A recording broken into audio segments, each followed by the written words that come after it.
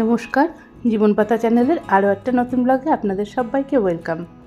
আজকে শুক্রবার আর সকাল এখন বাজে 8টা। ছেলেমেয়ে স্কুলে চলে গেছে, ওদের এখন পরীক্ষা চলছে। আর আমি চলে এসেছি ছাদে। কিছুদিন আগে চালের বস্তা দিয়ে যে বেড তৈরি করেছিলাম তাতে ধনেপাতা ফেলেছিলাম। প্রায় এক সপ্তাহ বাদে একটু একটু মাথা তুলছে ধনেপাতা চারাগুলো। দেখুন কিছু কিছু জায়গায় বেরিয়েছে, এখনও অনেক জায়গায় বেরোনো বাকি আছে। ধনে গাছ একটু দেরি করেই বেরোয়, মানে প্রায় 1 থেকে 2 সপ্তাহ সময় লেগে যায়। আর এগুলো দেখে মনটা বেশ ভালো হয়ে গেল। আর পিহু এখানে ছিল আজকে রাত্রে বড় খাঁচাটার মধ্যেই। আর এই যে পিহুকে গাছ থেকে টাটকা লঙ্কা তুলে দিচ্ছি। হাতের কাজ শেষ করে ওকে ঘরে নিয়ে যাব।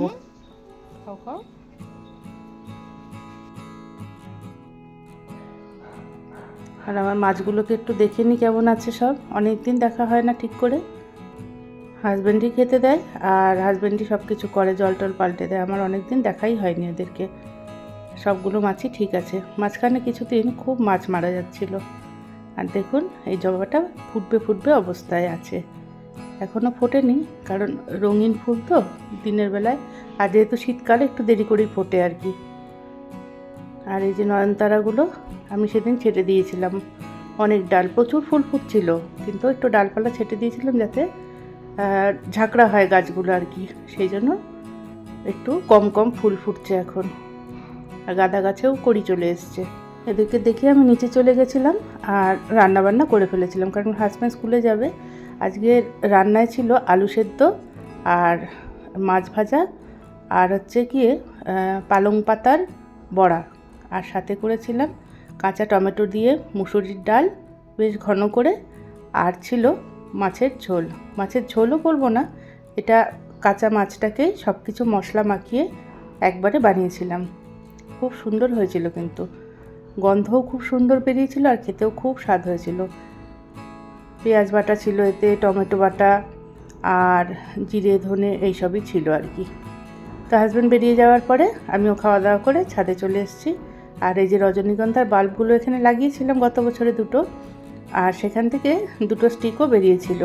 ফুলগুলো ফুটে গেছে, এখন আমি এগুলোকে ছাড়িয়ে বাল্বগুলো বের করে রেখে দিচ্ছি। প্রচুর বাল্ব হয়েছে, আর এগুলো তো এখন ফুটবে না, ফুল ফুটতে আবার সেই সামনের বার, মানে গরম পড়তে পড়তে। ততক্ষণে বাল্বগুলো ছাড়িয়ে রেখে দিই, যদি কারোর বাল্ব লাগে তাকে দেবো আর কি।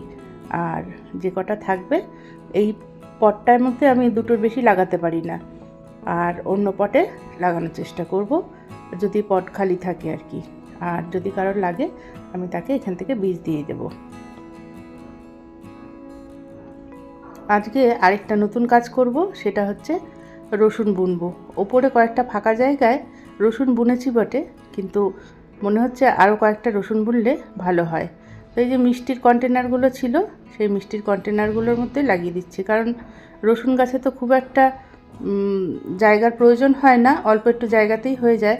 আপনারা কিন্তু এরকম মিষ্টি কন্টেনার অথবা স্প্রাইট, কোকাকোলা, যে কোনো কোল্ড ড্রিঙ্কসের বড় বোতলগুলো যেগুলো 1.5 লিটার 2 লিটারের আসে, সেইগুলো কিন্তু মাঝখান থেকে কেটে দুপাশেই কিন্তু আপনারা এই রসুন বুনে দিতে পারেন, বেশ ভালো হয়।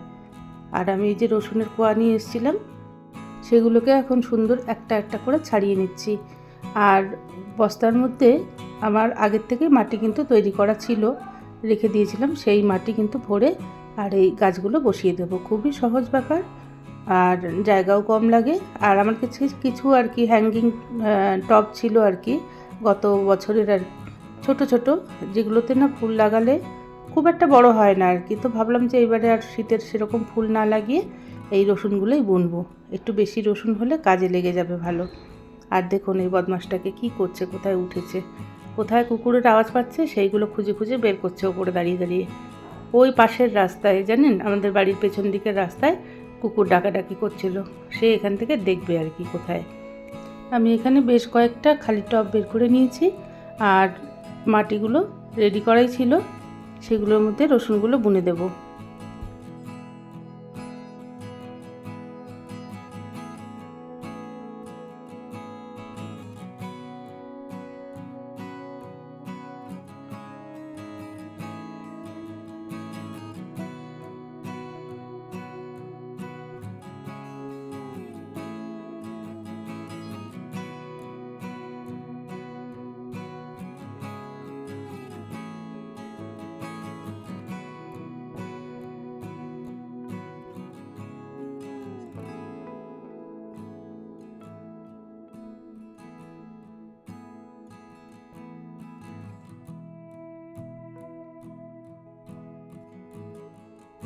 এই হ্যাঙ্গিং টপগুলো ওই মিষ্টির কন্টেনার থেকে একটু চওড়ায় বড়, সেই জন্য আমি দুপাশে দুটো করে লাগিয়েছি।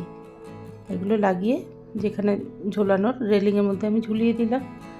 আর মিষ্টির যে কৌটোগুলো ছিল সেগুলো আমি ওই পাশে ছায়া জায়গাটায় রেখে দিয়েছি। 2-1 দিন পরে আমি রোদে দেবো। আর একটু জল দিয়ে দিলাম, জল দিয়ে দিই এখন, পরে আর কম কম করে দেবো আর কি। আর এই যে দেখুন, আমার বকফুল গাছে কড়ি এসেছিল, লাল বলেছিল, কিন্তু এটা কিন্তু ঠিক লাল নয়, হালকা পিঙ্ক কালারের এসছে। পুরোপুরি সাদাও না, আবার লালও নয়, হালকা পিঙ্ক কালারের।